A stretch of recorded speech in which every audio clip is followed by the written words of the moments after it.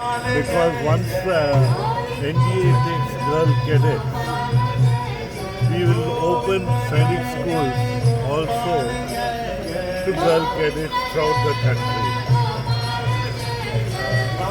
I wish he had lived more to see those days, where girls cadets are now there everywhere in the country, and the way he contributed to that is something.